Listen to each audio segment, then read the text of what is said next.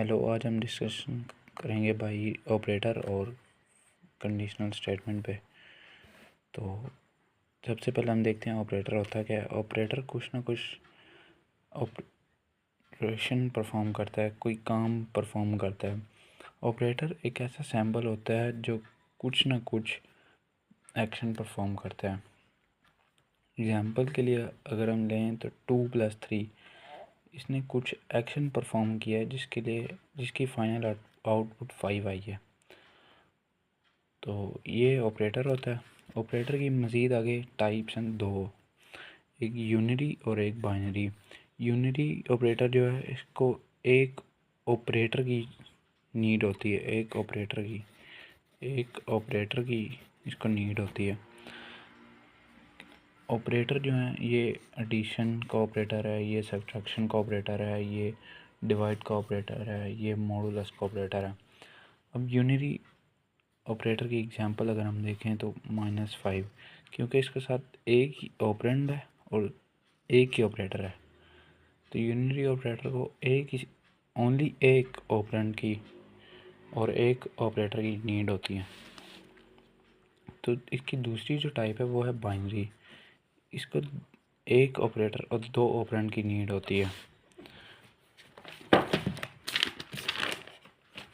Binary को दो operand की नीड होती है और एक ऑपरेटर फाइनल लगना है कुछ एक्शन परफॉर्म करने के लिए। 2+ इसकी अगर हम एग्जांपल देखें 2+3, इसकी एग्जांपल हम देख लेते हैं। ये 2 है ना, ये एक ऑपरेंड है और ये 3 जो है ये दूसरा ऑपरेंड है। ये सेंटर में जो ये है ना, ये ऑपरेटर कहलाता है जो कुछ ना कुछ ऑपरेशन परफॉर्म करता है। तो ये थी दो टाइप्स। आगे हम और टाइप ऑपरेटर की देखते हैं। Comparison operator.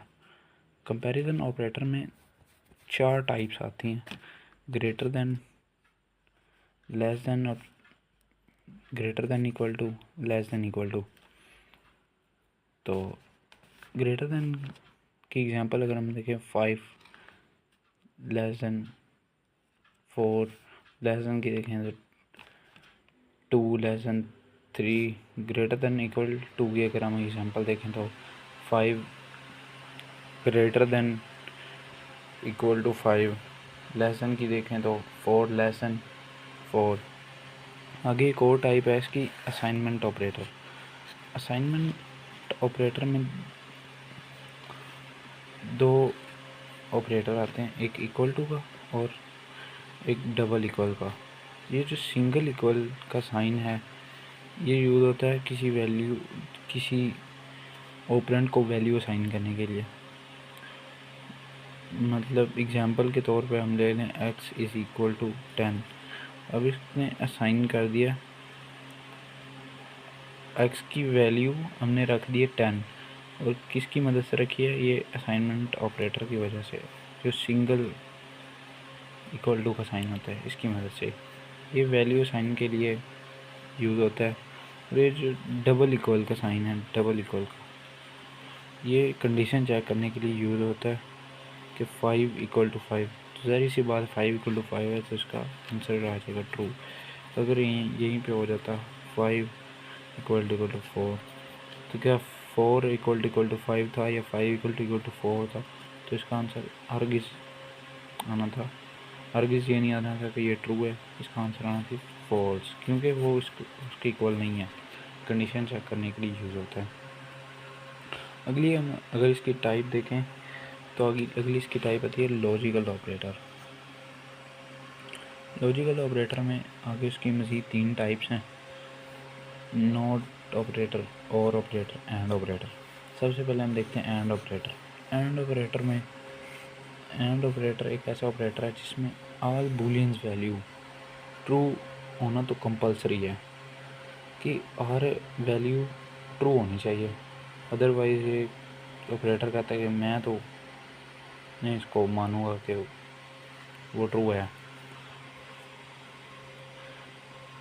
इसमें अगर हम ट्रूथ टेबल देखें तो A ट्रू, B ट्रू, इसका आउटपुट क्या आएगा, दोनों ट्रू हैं। तो वो कह भी रहा है कि ऑल वैल्यू ट्रू होनी चाहिए, तो इसका आंसर ट्रू आ जाएगा। एक फॉल्स होगी बुलियन, एक फॉल्स हो गया, एक ट्रू हो गया, इसका आंसर फॉल्स। एक ट्रू फिर फॉल्स आ गया, फिर फॉल्स, फॉल्स बुलियन वैल्यू आ गई, फिर दूसरी भी फॉल्स आ गई। ज़ाहिर सी बात, दो फॉल्स और तीसरा भी ऑटोमेटिकली फॉल्स ही होगा। आगे हम देखते हैं नोट ऑपरेटर। नोट ऑपरेटर को अक्सर हम कहते हैं कन्वर्टर, क्योंकि ये वैल्यू कन्वर्ट कर देता है, 1 को चेंज करता है 0 में, 0 को चेंज करता है 1 में, बस ये इसका काम है। आगे हम देखते हैं और ऑपरेटर। और ऑपरेटर जो है ये कहता है कि एक भी ट्रू हो जाए, बुलियन वैल्यू एक भी ट्रू हो जाए तो मैं मान लूँगा वो जो कंडीशन है वो ट्रू है। तो बुलियन वैल्यू पहली ट्रू आई, दूसरी फॉल्स आई, तो इसने मान लिया मैं भाई ट्रू है क्योंकि एक ट्रू आ गया। दूसरी वैल्यू आई फॉल्स, पे आगे आई ट्रू, इसने फिर मान लिया क्योंकि एक ट्रू आ गई है, इसने मान लिया ट्रू हो गई। पहली भी फॉल्स आई बुलियन वैल्यू, दूसरी भी फॉल्स आई, उसने कहा नहीं भाई दोनों ही फॉल्स हैं तो फॉल्स ही होगा। जब चौथी बार आई वैल्यू, पहली भी ट्रू दूसरी भी ट्रू, इसने कहा वाह तीनों ही कमाल हो गई, दोनों ही ट्रू हो गई, तो इसने कहा चलो जी तीसरी भी अब ट्रू हो गई।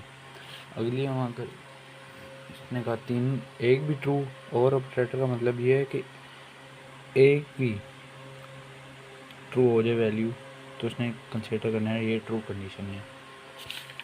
तो यहीं पर लॉजिकल ऑपरेटर एंड होता है। आगे हम चलते हैं बिटवाइज ऑपरेटर डिस्कस करते हैं। बिटवाइज ऑपरेटर में सारे ऑपरेटर वही काम करते हैं जो हमने देखा है लॉजिकल ऑपरेटर में। इसमें डिफरेंस बस इतना है कि वो बूलियंस पे काम करता है और ये बिट पे काम करता है। बिट पे 0 और 1 पे। एंड ऑपरेटर में पहली बिट आई 0 को हम मान सकते हैं फॉल्स और 1 को मान सकते हैं ट्रू। तो फॉल्स ट्रू क्या आएगा, ज़ाहिर सी बात फॉल्स आएगा। इधर 2 आया, दूसरी बार बिट आई 1, फिर आया 0, फॉल्स हो गया, 0 आ गया।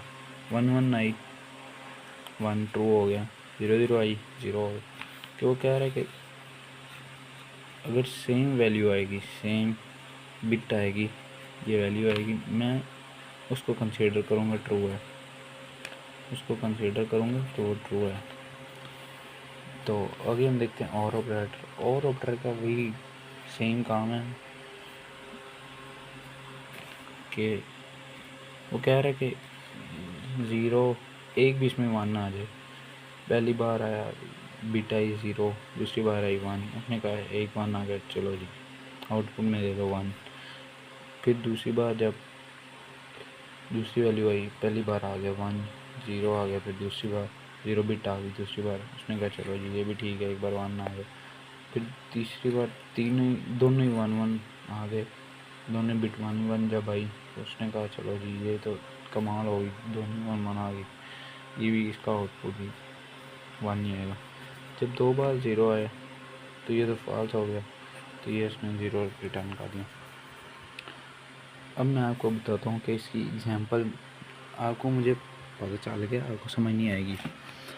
अभी मैं आपको क्लैरिटी के लिए ये बता देता हूँ कि ये परफॉर्म करता है बिट पे, बाइनरी ऑपरेशन पे एक काम करता है कि 2 की बाइनरी फॉर्म क्या बनेगी, 2 की बाइनरी फॉर्म बनेगी 10। 2 की बाइनरी फॉर्म 5 की हम लिखेंगे, 5 की आएगी 1 0 1। तो ऊपर एंड ऑपरेटर में क्या दिया हुआ है, एक 0 एक 1, क्या आ गया फॉल्स, 0 आ गया, ठीक हो गया। अब आगे चलें तो 1 है, फिर आ गया 0, 1 है पहली बार, दूसरी बार 0, फिर कंडीशन फॉल्स हुई, 0 बिट आ गई, 0 आ गया। तीसरी बार फिर 0 आ गया, फिर 1 आ गया, इसका आंसर 0 ही है। तो इसका 2 एंड 5 का जो आउटपुट आएगा वो आएगा 0। आगे हम और ऑपरेटर का अगर देखें तो इसकी एग्जांपल कुछ नहीं है कि 2 वही सेम एग्जांपल एंड ऑपरेटर वाला दिया, तो इसमें 2 की बाइनरी फॉर्म बनेगी 10 और 5 की बनेगी 101। तो इसने क्या हुआ है कि एक भी 1 ना आ जाए, तो एक 1 आया, उसने आउटपुट दे दी 1। दूसरी बार फिर 101 एक आ गया, उसने फिर 1 दे दी। 0 और 1 एक बार आया, उसने फिर 1 दे दी। तो 111 किसकी बाइनरी फॉर्म बनती है? वो बनती है 7 की। इसकी फाइनल आउटपुट आ गई 7। आगे हम ऑपरेटर देखते हैं एक्सॉर।